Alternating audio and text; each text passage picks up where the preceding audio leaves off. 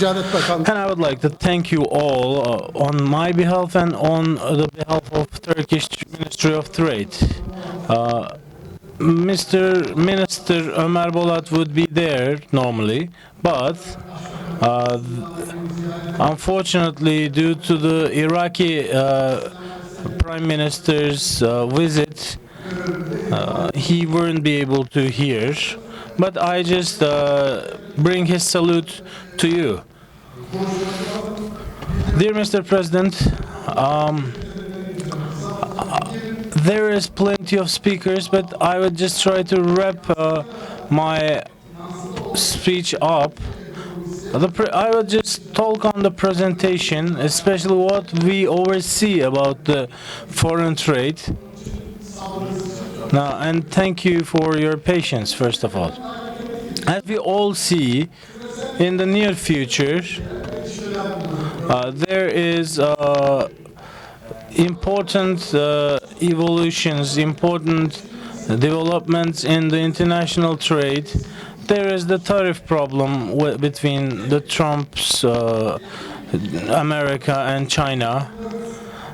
Consequently, the economy policies uncertainty index skyrocketed to 430 from nearly less than 200.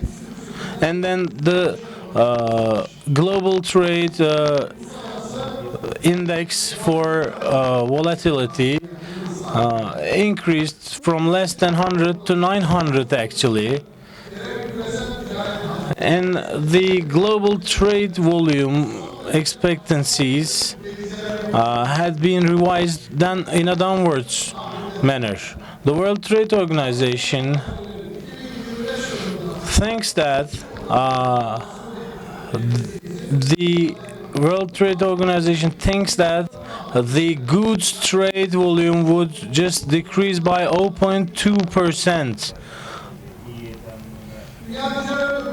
The World Trade Organization thinks that the reason for this downward trend is the tariffs. In the report, it is said that the world trade volume would shrink by 1% if these tariffs took place. The World Trade Organization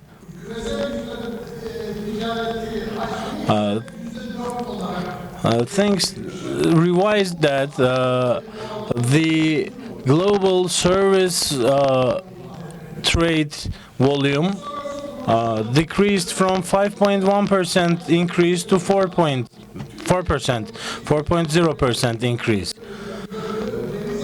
So I would like to re-stress that they revised their simulations upwards for Turkey.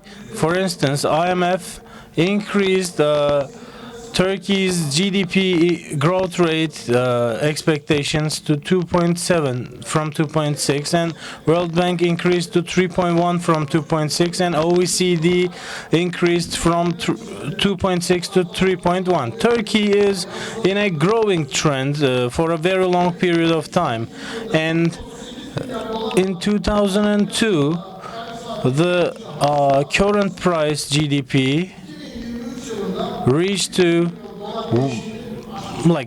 just surpassed the threshold of $1 trillion as of 2023, and it reached to $1.2 trillion as of 2024.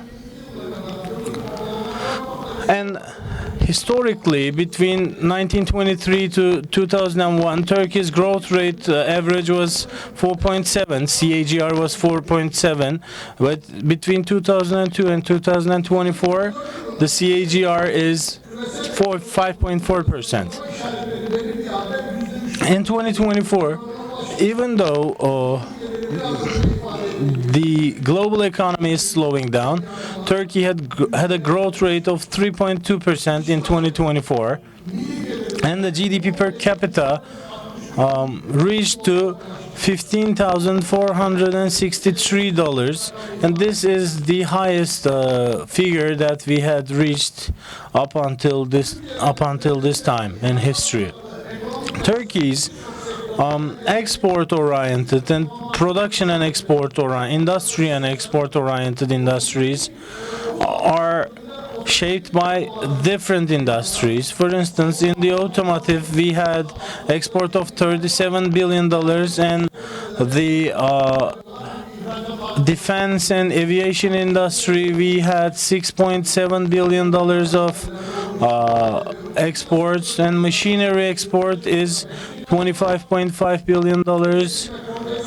And textile and confection, our export is $32.8 billion. And on the foods industry, we had $32.6 billion of export. As you had seen from the graph, Turkey's global goods export increased by 7.7%, since 1980, and it is showing the effectivity of our export-oriented growth strategy. Turkey's share in world export had reached to 1.07%, and Turkey's share of foreign direct investment reached to 0.78%. So, in terms of that, Turkey has the Maastricht criterion. For instance, there is Maastricht criterion.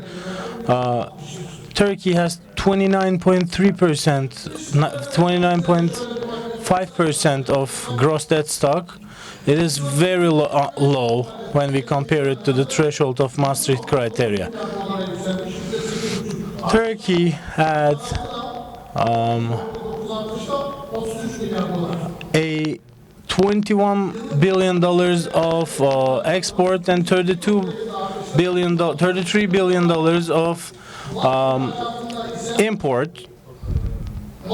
So when we look at the goods trade, we do have a 2.7% increase. The analyzed import is $351 billion. I would just like to conclude as soon as possible. I would like to re-stress some things. In 2025, between January and April, we can say that there is a regional variety in Turkey's export. European Union definitely holds the highest share, but the South America and the farther parts of the world, we do have some strategic improvements, and we had increased our export to that regions too. United States has some trade policy shifts, and effect of these policy shifts into Turkey is on our agenda. Turkey and United States of America has a very big bilateral trade. They do have a trade war right now, and it stands as an opportunity for our country's exports, since U.S. would not import from China or decrease their import from China. In terms of services, let me give an example. The guests can hear about it. In the logistics industry, we do had $40 billion of logistics export in 2024. And also, the fare industry increased from $268 million in 2002 to $6.1 billion in 2024. And also, the software export is $5 billion. And the training and education We do have $1.2 billion of export, and we do have 336,000 different students. And also we do have a health tourism export. Turkey is taking its fair share from the FDIs. There is also some effect of the global policy, but we can say that there is a positive trend. Sometimes some countries can have negative attitude towards Turkey, but we do have reached to a foreign direct investment stock of $276 billion. And we do have 86,418 foreign capital company in Turkey, like a company that has 100% capital ownership. So far countries, why far countries? In the world, the export range is around 4,744 kilometers and at average, but we just generally focus on near geographies. We just try to increase the range of our export. We do have free trade agreements with 23 countries, and optional trade agreements exist for 4 different countries, and we do have different works going on, and also on more than 150 countries we do have foreign trade ambassadors. We do have $1 billion, approximately $1 billion of support to our exporters. You can see the details in report. So let me conclude. As far as I had stated, as the Ministry of Trade, we are continuing our work. Generally, the economy, we do know that the foreign trade has an addition to the growth, and we are still continuing to work on the European Green Deal. And our aim is $121 billion of service export for 2025. We are trying to create variety on our export markets. Our aims are generally focusing on farther countries to not get affected by the geopolitical challenges within the region.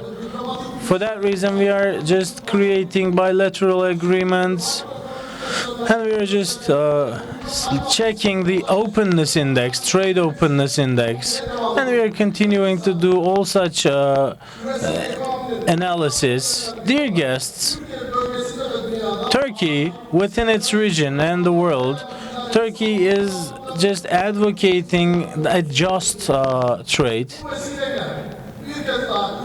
And by saying this, again, our country, I hope this summit would help the economy of our country, and I would like to salute you all with respect. Thank you so much. Dear Mr. Deputy Minister, I would like to thank you for your beautiful presentation, and